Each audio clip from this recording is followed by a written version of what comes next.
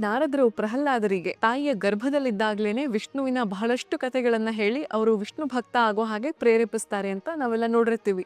ಆ ಪ್ರಸಂಗ, ಆ ಕಥೆ ನಮ್ಗೆ ಹೇಳೋದಾದ್ರೆ. ಅಲ್ಲಿ ನಾರದರು ಆ ಗಯಾಧು ಗರ್ಭವತಿಯಾಗಿರ್ತಾಳೆ.